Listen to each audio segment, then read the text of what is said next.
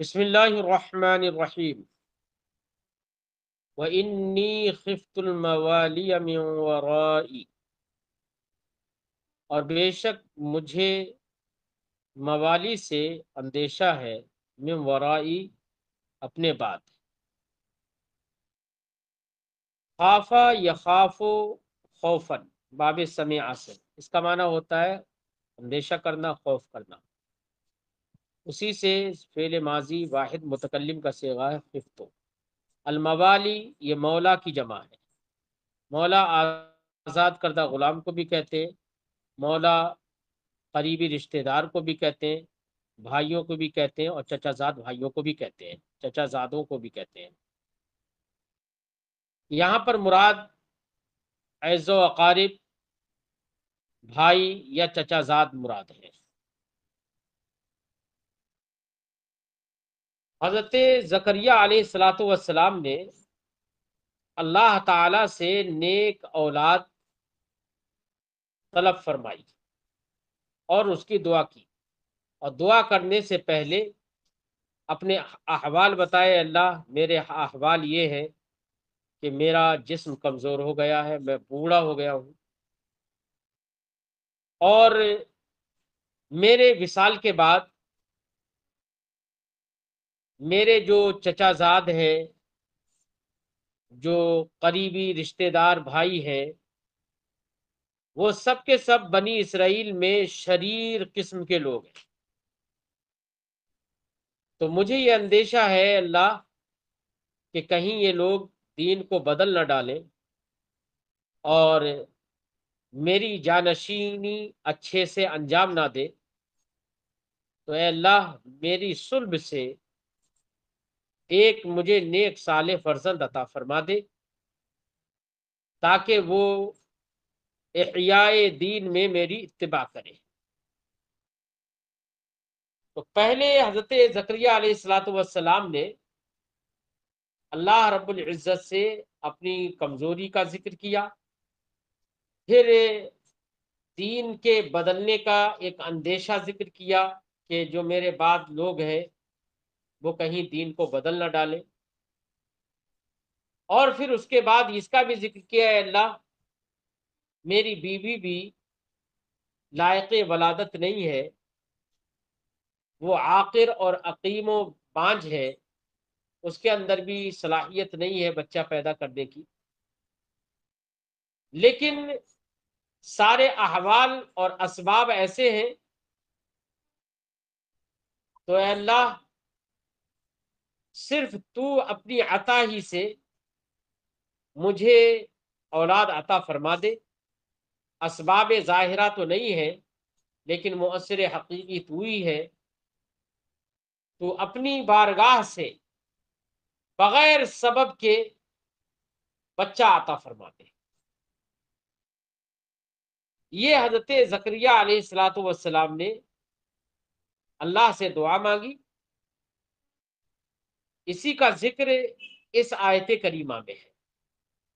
وَإِنِّي خِفْتُ الْمَوَالِيَ، مجھے موالی سے اندیشہ ہے، من ورائی اپنے بعد۔ یہ موالی کون ہے؟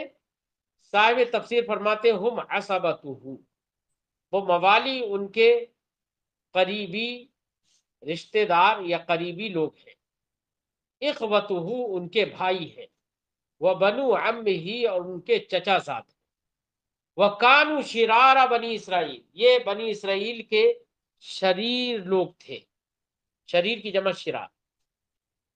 فخافہم، تو حضرت زکریا علیہ الصلاۃ والسلام نے ان سے اندیشہ کیا اس بات کا، ان یغیر الدین، غیر یغیر تغییر بدلنا، ان یغیر الدین کہ وہ دین کو بدل دے، وَأَن لَا يُحْسِنُ الْخِلَافَةَ عَلَىٰ أُمَّتِهِ، اور ان کی امت اور قوم پر خلافت و جانشینی کو اچھے سے انجام نہ دے، لا يحسنون الخلافہ، خلافت کو صحیح سے انجام نہ دے۔ فطلب عقبا صالحا من صلبی، تو انہوں نے اپنی پشت سے ہی ایک نیک فرزند وہ نیک فرزند کی طلب کی۔ عقب کہتے ہیں پچھلے کو، خلیفہ کو، بعد کو، عقبًا صالحہ، اولاد کیونکہ باپ کے بعد ہی ہوتی ہے اس لیے اس کو عقب کہتے ہیں، عقبًا صالحًا من صلبی، اپنی ہی پیٹھ سے، پشت سے ایک نیک صالح اولاد یا فرزند طلب کیا، یقتدی بہ فی احیاء الدین، جو ان کی اقتدا اور اتباع کرے احیاء دین میں، دین کی جلا میں، من ورائی انی خفت الموالی، من ورائی میں اپنے بعد موالی سے اندیشہ کرتا ہوں، من ورائی کا معنی یہاں پر ہے بعد موتی، یعنی اپنے وصال کے بعد۔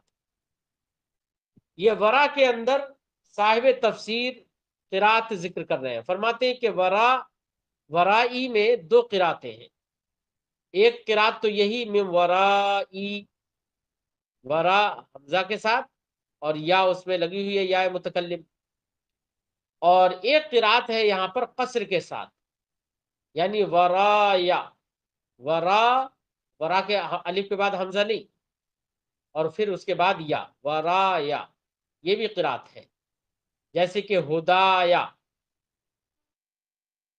یہ مکی قرات ہے، یعنی حضرت ابن کثیر مکی نے اس کو ورایا پڑھا ہے۔ فرماتے ہیں بعد موتی، من ورائی کا معنی ہے بعد موتی، میرے وصال کے بعد، و بالقصر، اور قصر کے ساتھ، و فتح یا، اور یا کے فتحے کے ساتھ، کا ہدایا، ہدایا کی طرح، مکی، مکی قرات ہے۔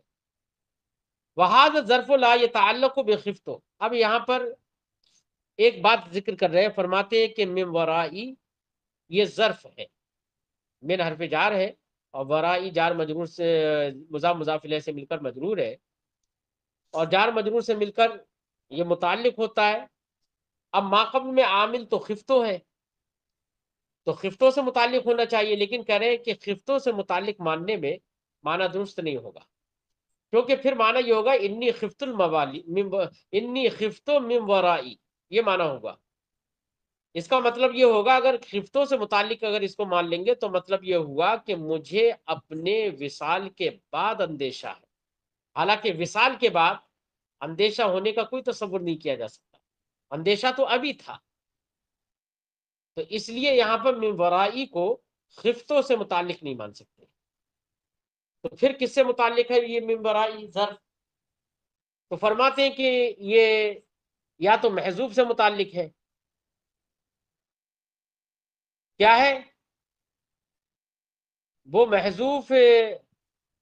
اس طریقے سے ہوگا انی خفت الموالیہ من ورائی اے بعد موتی، تو مجھے اندیشہ ہے موالی سے اپنے بعد، یعنی اندیشہ تو ابھی ہے لیکن وہ اندیشہ دور بینی کے اعتبار سے ہے، یعنی انی خفتو خوفن، میں ڈرا ہوا، مجھے خوف ہے موالی سے، من ورائی اپنے بعد، یعنی اپنے وصال کے بعد، یعنی اندیشہ ابھی ہے لیکن اس کا جو اندیشہ ابھی ہے وہ اندیشہ کا وجود جو ہوگا، جس چیز کا اندیشہ ہے اس کا جو وجود ہوگا وہ میرے وصال کے بعد ہے، وصال کے بعد ہوگا۔ تو اس طریقے سے خوف، یہاں پر یہ کہیے کہ میں موالی کی طرف سے خوف زدہ ہوں، بھئی طور کہ وہ لوگ ایسا فعل کریں گے میرے بعد کہ وہ دین کو بدل دیں گے، تو یہ ان کے فعل، موالی کا جو فعل ہوگا اس کے بعد، یعنی آپ کے وصال کے بعد، اس فعل سے متعلق ہے، گویا کہ یہ کہو انی خفت الموالیہ فعلہم بعد موتی، یہ معنی ہوگا مجھے موالی کے فعل سے، جو فعل ان کا میرے وصال کے بعد ہوگا اس سے مجھے اندیشہ ہے، تو اب یہاں پر فعل سے متعلق ہو گیا یہ۔ اور یہ بھی ممکن ہے کہ یہاں پر موالی لفظ ہے ما قبل میں، اور موالی یہ مولا کی جمع ہے، اور مولا کا معنی ہوتا ہے ولا یلی سے بنا ہے، جو والی بنے، والی جو ہو ذمہ دار ہو اس کو ولی کہیں گے یا مولا کہیں گے. تو اب اس کے اندر معنی ولایت ہے، یعنی والی ہونا. تو وہی معنی ولایت جو موالی جس پر دلالت کرتا ہے، وہی معنی ولایت اسی سے متعلق ہو یہ من ورائی.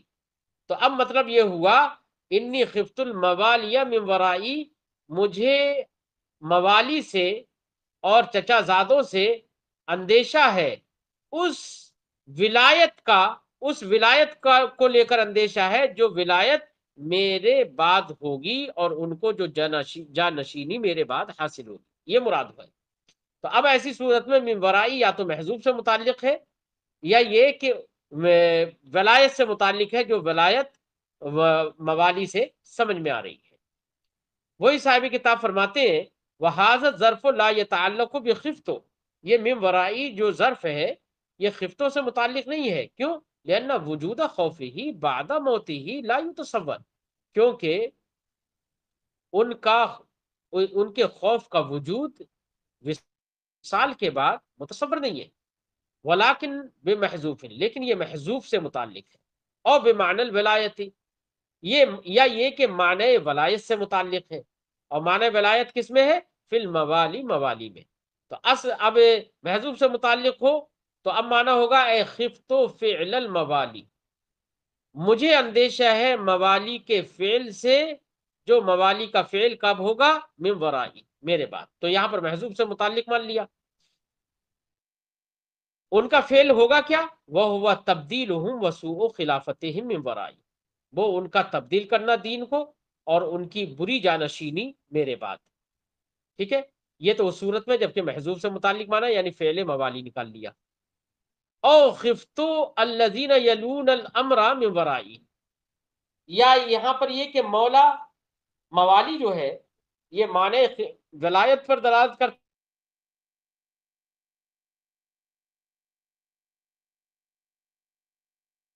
ولا یلی سے جمع کا صیغہ، او خفت الذین یلون الامر من ورائی، یا مجھے ان لوگوں سے اندیشہ ہے جو لوگ امر کے والی ہوں گے من ورائی، میرے بعد. تو یہ والی تفسیر اس بنا پر ہے جبکہ موالی سے جو ایک معنی ولایت سمجھ میں آ رہا ہے اس سے من ورائی کا تعلق مانا جائے. وَكَانَتِ امْرَأَتِي عَاقِرًا، اور میری بیوی بانجھ ہے. عاقر کہتے ہیں عقیم کو، بانجھ کو. لا تلے تو وہ بچہ نہیں جن سکتی. تو سارے اسباب ظاہرہ جو ہیں وہ مفقود ہیں. فَهَبْ لِي مِن لَدُنْكَ وَلِيًّا، تو اے اللہ تو اپنی بارگاہ سے مجھے ولی عطا فرما دے، میرا جانشین عطا فرما دے. تو ظاہر بات ہے کہ اللہ جو بھی دیتا ہے اپنی بارگاہ ہی سے دیتا ہے. تو پھر فَهَبْ لِي مِن لَدُنْكَ کا کیا مطلب؟ تو صاحب تفسیر فرماتے ہیں من لدنکا سے مراد یہ نہیں ہے کہ اپنی بارگاہ سے، وہ جو کچھ دیتا ہے وہ بارگاہ الہی سے ہی ہوتا ہے. لیکن یہاں پر مراد یہ ہے کہ ظاہری اسباب نہیں ہے، ان ظاہری اسباب سے ہٹ کر، یہ ظاہری اسباب نہیں ہے، اس کے باوجود اے اللہ تو اپنے طرف سے اختراع اور بغیر مادے کے، بغیر سبب کے پیدا فرما دے، یہ مراد ہے. فرماتے فہب لی من لدنکا، تو مجھے اپنی بارگاہ خاص سے عطا فرما دے. تو وہ من لدنکا کی تفسیر کر رہے ہیں اختراع من کا، اپنی طرف سے بلا سبب، بغیر سبب کے عطا فرما دے. لأن امراتی لا تصلح للولادہ، کیونکہ میری بیوی ولادت کی صلاحیت نہیں رکھتی ہے. ولی ولی عطا فرما دے، ولی سے مراد اے ابنن یلی امرک بعدی، یعنی مجھے ایسا بیٹا عطا فرما دے جو میرے بعد تیرے امر دین کا والی ہو، ذمہ دار. یرثنی و یرث من آل یعقوب، وہ میرا بھی وارث ہو اور آل یعقوب کا بھی وارث ہو. اب یہاں پر قرات ذکر کر رہے ہیں، فرماتے ہیں یرثو، یرثنی و یرثو، یرثنی میں بھی سا پر ضمہ اور یرثو میں بھی سا پر ضمہ. یہ ضمہ اور رفع کے ساتھ یہ ولیین کی صفت ہے، ٹھیک ہے نا. ولیین موصوف ہے اور یرثنی و یرثو یہ دونوں مل کر دونوں جو ہیں صفت ہیں اس کی. تو ولین کی صفت مانے تو اب ایسی صورت میں یہ مرفوع پڑھا جائے گا. تو اب اور یہی مشہور ہے یہاں پر وہی قرات مذکور بھی ہے. تو مانا ہوگا اے حب لی ولدن وارثن. اب اس کی صفت بنے گا تو وارث کے معنی میں ہو جائے گا جملہ. تو کہہ رہے کہ مانا ہوگا اے حب لی ولدن وارثن من العلم ومن آل یعقوب النبوہ. اے اللہ مجھ کو ایسا بچہ عطا فرما دے جو وارث ہو میری طرف سے علم کا، وہ من آل یعقوب اور آل یعقوب کی طرف سے نبوت کا وارث ہو. یہ معنی ہے. اور یہاں پر ایک قرات جو ہے وہ ساکے سکون کے ساتھ بھی ہے، جس کا ذکر آگے صاحب کتاب فرمائیں گے. یعنی یرثنی و یرث من آل یعقوب، یہ بھی قرات ہے. اب یہ جزم کے ساتھ جو قرات ہے وہ اس بنا پر ہے کہ ما قبل میں فعل امر ذکر کیا گیا فہب لی ملت ان کا. تو حب فعل امر ہے اور آپ جانتے ہیں کہ جواب امر مجزوم ہوتا ہے. تو یرثنی و یرث یہ جو جزم کے ساتھ جن قرآن نے پڑھا ہے وہ اس بنا پر پڑھا ہے کہ یہ جواب امر ہے. ٹھیک ہے، یہ بھی ایک قرات ہے، اس کا ذکر ابھی آگے کریں گے. اب یہاں پر وہ معنی وراثت النبوہ کا یہاں سے صاحب تفسیر یہ ذکر کر رہے ہیں کہ دیکھیے حضرت زکریا علیہ الصلوۃ والسلام نے یہ کہا ہے اللہ مجھ کو ایسا بیٹا عطا فرما دے جو میری طرف سے علم کا وارث ہو اور آل یعقوب کی طرف سے نبوت کا وارث ہو. اس سے یہ سمجھ میں آ رہا ہے کہ نبوت ورثہ میں ملتی ہے، وراثت میں ملتی ہے، حالانکہ نبوت وراثت میں نہیں ملتی ہے. بات سمجھ میں آئی؟ کیونکہ نبی کریم صلی اللہ علیہ وسلم کی ایک حدیث بھی آپ نے پڑھی ہوگی، سنی ہوگی، جس میں نبی کریم صلی اللہ علیہ وسلم نے فرمایا نحن الانبیاء لا نورث ما ترکنا صدقہ، کہ ہم انبیاء کسی چیز کا وارث نہیں بناتے اور جو بھی ہم چھوڑتے ہیں وہ صدقہ ہوتا ہے. تو جب انبیاء علیہ السلام وارث بناتے ہی نہیں ہے تو پھر یہاں پر یرثنی کا مطلب کیا ہے؟ اور مزید یہ کہ نبوت کی وراثت تو ہوتی نہیں ہے، نبوت تو اللہ کی جانب سے ہوتی ہے، وہ وراثت میں نہیں ملتی ہے. تو پھر یہاں پر اس کا مطلب کیا ہوا کہ جو میری طرف سے علم کا اور آل یعقوب کی طرف سے نبوت کا وارث ہو، اس کا پھر کیا مطلب ہے؟ تو اس کا مطلب صاحب تفسیر بتا رہے ہیں کہ اس کا مطلب یہ نہیں ہے کہ وہ نبوت کا وارث بنے گا یعنی نبوت وراثت میں انہیں مل جائے گی. مطلب یہ ہے کہ انہوں نے یہ دعا کی ہے اللہ مجھے ایک ایسا بچہ عطا فرما دے جو اتنا نیک اور صالح ہو کہ وہ صالح اور نیک ہونے کی بنا پر اس بات کی صلاحیت رکھتا ہو کہ اللہ رب العزت انہیں نبوت عطا فرمائے اور ان کی طرف وحی فرمائے. اس بات کی صلاحیت ہو، یہ مراد ہے. یہ مراد نہیں ہے کہ ان کو وراثت میں نبوت مل جائے گی، یہ مراد نہیں ہے. اور بعض علماء نے یہاں پر یہ کہا کہ یہاں پر دولت مراد ہے، یعنی یرثنی مجھ سے وہ میرا وارث ہو، وہ یرث من آل یعقوب اور آل یعقوب کا وارث ہو، یعنی جو میری دولت ہو اس دولت کا وارث ہو. تو اس کی تردید ہمارے بہت سارے ائمہ نے کر دی ہے. انہوں نے کہا کہ یہ معنی درست نہیں ہو سکتا. کیوں؟ اس لیے کہ ابھی ہم نے حدیث ذکر کی تھی کہ نبی کریم نے فرمایا کہ ہم انبیاء کی جماعت کسی چیز کا وارث نہیں بناتے ہیں اور جو بھی ہم مال چھوڑتے ہیں وہ صدقہ ہوتا ہے. تو جب انبیاء کا مال صدقہ ہوتا ہے تو وہ تو وراثت میں ملتا ہی نہیں ہے. تو پھر یہاں پر دولت کی وراثت مراد ہو یہ بھی نہیں ہو سکتا. ایسی ہی ایک وجہ یہ بھی ہے کہ دولت کی وراثت اس لیے بھی نہیں ہو سکتی یہاں پر کہ کہا گیا ہے کہ حضرت زکریا علیہ الصلوۃ والسلام جو ہے وہ نجاریت کا کام کرتے تھے، یعنی بڑھئی کا کام کرتے تھے. تو اب بڑھئی کا کام کرتے تھے تو اس میں تو اتنی کمائی نہیں ہوتی ہے جس کی اتنی فکر کی جائے کہ یہ دولت کا وارث کون ہو. اس لیے بھی تردید کر دی گئی کہ نہیں دولت کی وراثت یہاں پر مراد نہیں ہے. تو اسی لیے صاحب تفسیر نے یہی تفسیر کی ہے کہ اللہ ایسا بچہ عطا فرما دے جس کے اندر یہ صلاحیت ہو کہ اللہ رب العزت اس کو نبوت سے سرفراز فرمائے. یہ مراد ہے اس سے. فرماتے ہیں وہ معنی وراثت النبوہ، نبوت کے وراثت کا مطلب یہ ہے کہ انہو یصلح، کہ وہ صلاحیت رکھے اس بات کے لیے ان یوحى الیہ، کہ اس کی طرف وحی کی جائے. ولم یرد ان نفس النبوت تورث، حضرت زکریا کی مراد یہ نہیں ہے کہ نفس نبوت کی وراثت ہوتی ہے یا نفس نبوت وراثت میں ملتی ہے.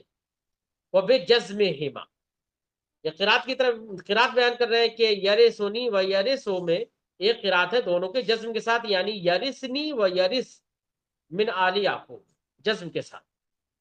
یہ ابو عمرو اور علی کی قرات ہے. ابو عمرو یعنی ابو عمرو بصری اور علی کسائی، ان حضرات کی قرات یہ ہے کہ یہ جزم کے ساتھ پڑھا جائے، یعنی یرثنی و یرث من آل یعقوب. انہوں نے کیوں جزم کے ساتھ پڑھا؟ علی انہ جواب للدعاء، اس بنا پر کہ یہ دعا کا جواب ہے، یعنی حب کا جواب ہے، حب لی، اور وہ امر ہے اور جواب امر مجزوم ہوتا ہے. ٹھیک ہے. یقال کہا جاتا ہے ورثتہ و ورثت منہ. اب اس سے سارے تفسیر نے یہ بتایا کہ دیکھیے قرآن پاک میں یہ فرمائے گا یرثنی، یہاں پر مفعول بھی بغیر صلہ یعنی من کے بغیر مذکور ہے، اور پھر آگے فرمایا گیا وَيَرِثُ مِنْ آلِ یعقوب، یہاں پر من کے ساتھ مذکور ہے. تو صاحب تفسیر فرماتے ہیں کہ ورثہ یرثو جو ہے وہ دونوں طرح سے استعمال ہوتا ہے، یعنی بغیر من کے بھی اور من کے ساتھ بھی، یعنی مفعول بھی کا ذکر بغیر من کے بھی ہوتا ہے اور مفعول بھی من کے ساتھ بھی مستعمل ہوتا ہے. یہاں پر فرماتے ہیں یقال کہا جاتا ہے ورثتہ و ورثت منہ، دونوں بولا جاتا ہے، یعنی مفعول بھی پر من بھی داخل کر کے اور بغیر من کے بھی. اسی لیے یہاں پر بھی دونوں طرح سے یرثنی یہاں پر بغیر من کے ہے، وہ یرث من آل یعقوب یہاں پر من کے ساتھ ہے. من آل یعقوب، یعقوب سے مراد کون ہے؟ یعقوب بن اسحاق علیہ الصلوۃ والسلام. وجعلہ رضیہ، اے اللہ اس بچے کو تو رضی بنا. رضی فعیل کے وزن پر ہے، اور فعیل کا وزن بے معنی اس میں فاعل بھی ہوتا ہے اور بے معنی اس میں مفعول بھی ہوتا ہے. اگر یہ رضی فعیل کے وزن پر جو ہے اگر یہ اس میں مفعول کے معنی میں ہو تو یہ مرضی کے معنی میں ہوگا. تو مطلب یہ ہوگا اے اللہ تو اس کو مرضی بنا، یعنی تو اس سے راضی ہو. اور اگر رضی فعیل کے وزن پر یہ اس میں فاعل کے معنی میں ہو تو اب یہ راضین کے معنی میں ہوگا. تو مطلب ہوگا وجعلہ رضیہ، اے وجعلہ راضیا عنک، اس کو ایسا بنا کہ وہ تجھ سے راضی ہو. صاحب تفسیر دونوں ذکر کر رہے ہیں، وجعلہ رضیہ اے مرضیا ترضاہ، یعنی اس کو ایسا مرضی اور محبوب بنا ترضاہ جس سے تو راضی ہو. اور راضیا عنک، یا رضیا بے معنی راضیا اس میں فاعل ہے تو معنی ہوگا راضیا عنک، ایسا بنا کہ وہ تجھ سے راضی ہو. وبحکمک، اور تیرے حکم سے راضی ہو. فاجاب اللہ تعالی دعاءہ، یہ دعا حضرت زکریا علیہ السلام نے کی تو اللہ تعالیٰ نے ان کی دعا کو قبول فرمایا. اجاب یجیب اجابتا، قبول کرنا. فاجاب اللہ تعالی دعاءہ، تو اللہ تعالیٰ نے ان کی دعا کو قبول فرمایا. وقال، اور فرمایا یا زکریا انا نبشرک بغلام اسمہ یحییٰ، اے زکریا انا نبشرک، ہم تمہیں خوشخبری دیتے ہیں بغلام، ایک ایسے لڑکے کی، اسمہ یحییٰ جن کا نام یحییٰ ہوگا، جن کا نام یحییٰ ہے. یعنی اللہ رب العزت نے ان کے حضرت زکریا علیہ الصلوۃ والسلام کے بیٹے کو موسوم بھی فرما دیا، یعنی ان کا نام یحییٰ ہوگا. ٹھیک ہے. فرماتے ہیں صاحب تفسیر تولی اللہ تسمیتہ تشریفا لہ، اللہ رب العزت نے ان کے نام رکھنے کی بھی ذمہ داری لے لی. تشریف لہ، ان کی حوصلہ افزائی اور ہمت افزائی کے لیے، ان کی عزت افزائی کے لیے. آگے فرماتے ہیں کہ نبشرو کا بالتخفیف حمزہ، دیگر قراء کی قرات تو نبشرو کا ہے تشدید کے ساتھ، اور حضرت حمزہ کوفی جو ہے ان کی قرات یہاں پر نبشرو کا ہے، نون کے فتح کے ساتھ اور شین کے ضمے کے ساتھ اور بغیر تشدید کے، نبشرو کا بالتخفیف، تخفیف کے ساتھ قرات ہے ان کی. بات سمجھ میں آ گئی. اور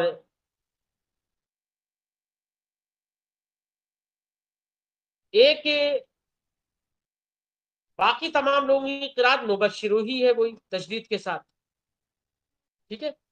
لم نجعل له من قبل سمیا، لم نجعل له ہم نے ان کے لیے نہیں بنایا من قبل اس سے پہلے سمیا کوئی ہم نام. سمیون کا معنی ہوتا ہے ہم نام، یعنی جو ہم نے ان کا نام یحییٰ رکھا ہے اس سے پہلے کسی کا نام یحییٰ نہیں رکھا گیا، ان کا کوئی ہم نام اس سے پہلے نہیں رکھا ہے، یہ معنی ہے.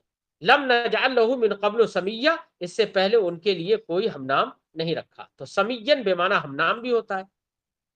وہی بتا رہے صاحب تفسیر لم یسم احد بے یحییٰ قبلہ، اس سے ان سے پہلے یحییٰ کسی کا نام نہیں رکھا گیا. تو اب یحییٰ ایک نادر نام ہو گیا. اس سے اشارہ ہے اس بات کی طرف کہ نادر نام رکھنا یہ زیادہ بہتر ہوتا ہے، زیادہ مناسب ہوتا ہے.